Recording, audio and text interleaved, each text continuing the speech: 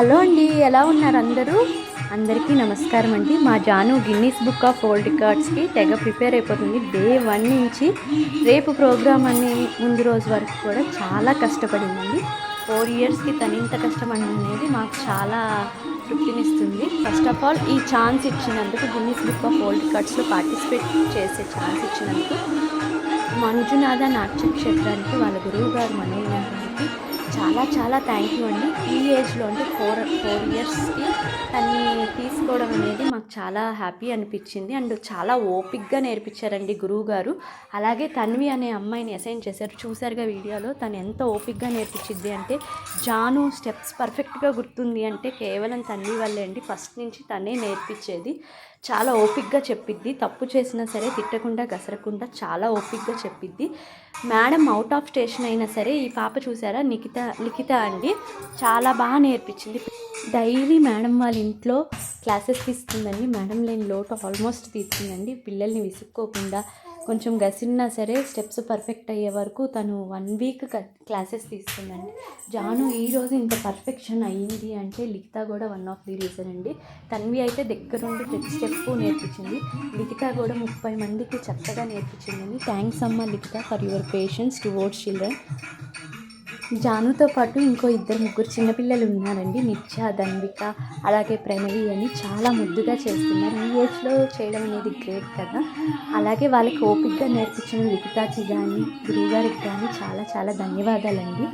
నా సబ్స్క్రైబర్స్ అందరికీ, నన్ను ఫాలో అయ్యే వాళ్ళందరికీ ఒకటే నా మనవి, మా జాన్వీతో పాటు ఈ 33 మందిని కూడా మీరు బ్లెస్ చేసి అలాగే నా వీడియోకి లైక్ చేసి, కామెంట్ చేసి, షేర్ చేయండి. థ్యాంక్ యూ సో మచ్ అండి. న్యూ సబ్స్క్రైబర్స్ అందరికీ వన్స్ అగైన్ థ్యాంక్ యూ అండి. అలాగే సబ్స్క్రైబ్ చేస్తూ, నా వీడియోస్కి లైక్ చేస్తూ, షేర్ చేస్తూ ఉండండి.